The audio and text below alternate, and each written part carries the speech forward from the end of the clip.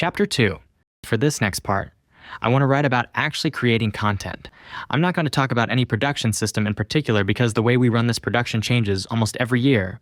I just want to pass on things I see new people typically fail at and in general what I want. Our videos are hard, and if you took the difficulty of our videos and trended it over time, you'd see they are only getting harder. This is why I want the best in the world and people who are obsessed.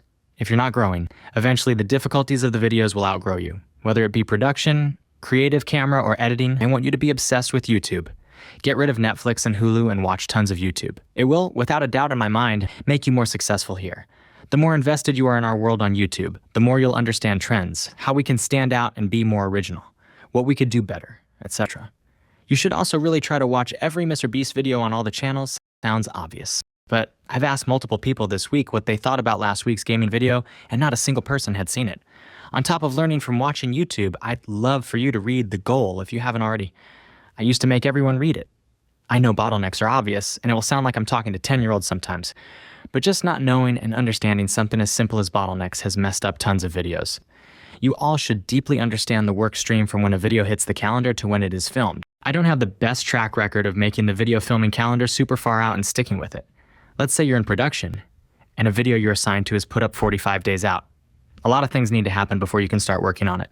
The big things would probably be you need a thumbnail sketch and creative on your team to write the video.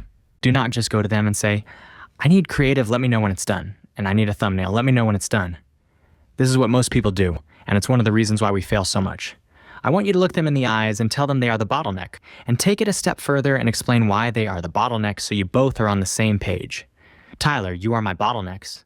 I have 45 days to make this video happen, and I cannot begin to work on it until I know what the content of the video is. I need you to confirm you understand this is important, and we need to set a date on when the creative will be done.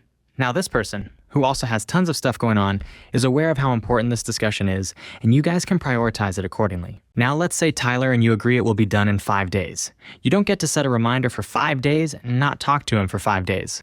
Every single day you must check in on Tyler and make sure he is still on track to hit the target date. I want less excuses in this company. Take ownership and don't give your project a chance to fail. Dumping your bottleneck on someone and then just walking away until it's done is lazy and it gives room for error, and I want you to have a mindset that God himself couldn't stop you from making this video on time. Check in daily. Leave no room for error. For this next part, I just want to brain dump about random things and explain why we do say certain things. If you understand all of this, then you'll be in a good spot. Like seriously, these are cheat codes and you should take them to heart. Video everything. I really want us to see producing as a team job, not a solo thing. Which is why it's important you video everything critical and also anything you think people would ask about. Let's say you go to scout a set for a video in a month while the rest of your team is working on this week's video. Most people just go to scout the set, maybe grab a photo, and walk around trying to get a good mental model of it. Then a week later, when you're back, this video is now Tyler's main focus, and he starts asking questions about the set and you can't quite recall. The questions get more and more detailed, and all you have to go off is what's in your mind. The rest of your production team also needs to start planning bits, but they don't know what it looks like, and it's a mess. This is why we say video everything. Which is more important? That one person has a good mental grip of something, or that their entire team of 10 people have a good mental grip on something? Obviously, the team. And the easiest way to bring your team up to the same page is to freaking video everything and store it where they can constantly reference it. A lot of problems can be solved if we just video sets and ask for videos when ordering things. Especially because I personally am a visual guy, and I always ask to see what things look like, so even for me, videos are valuable. Video everything. Say the negatives, the title says it all.